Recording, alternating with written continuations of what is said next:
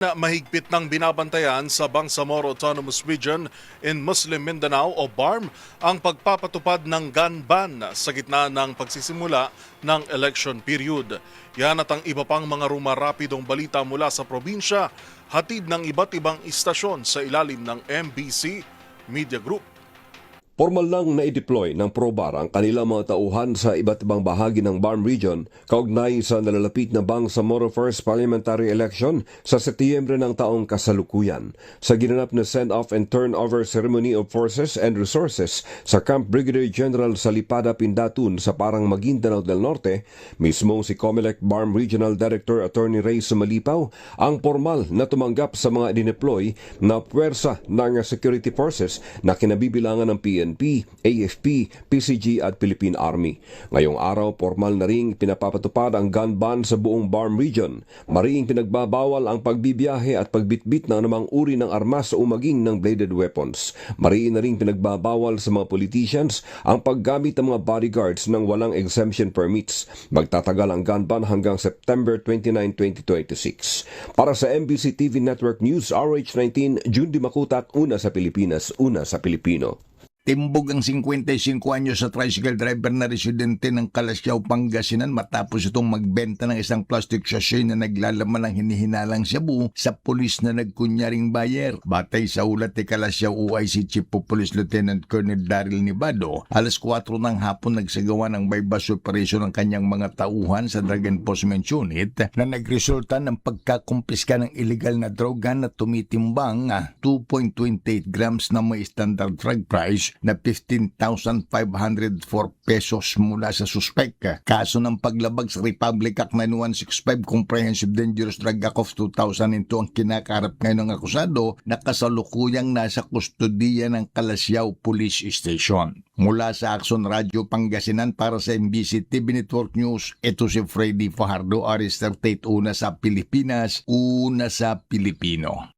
Mahaharap sa kasong paglabag sa Section 5 at 11, Article 2 ng Republic Act No. 9165 o Comprehensive Dangerous Drugs Act of 2002 ang isang 29 anyos na lalaki matapos maresto sa sinagawang bypass operation sa Barangay Combugan, Tagum City, Davao del Norte alas 10:47 ng gabi. Kinilala ng kapulisan ng suspect sa alias na Joseph, residente ng Barangay San Jose, Santo Tomas, Davao del Norte at pansamantalang nanirahan sa Barangay Combugan. Nakumpiska mula sa kanya ang tinatayang 5 gramo ng hinihinalang shabu na may standard drug price na 34,000 kasama ang bypass money, mga drug paraphernalia at isang motorsiklo na pinaniwala ang ginagamit sa pagbebenta ng iligal na droga. Kasalukuyan na sa kustodiya ng Tagum City Police Station ang suspect habang inihanda ang kaukulang kaso laban sa kanya. Ayon sa kapulisan, bahagi ang operasyon ng kailang pinaigting na kampanya laban sa iligal na droga sa lungsod. Para sa MBC TV Network News, ito si June Suter, una sa Pilipinas, una sa Pilipino.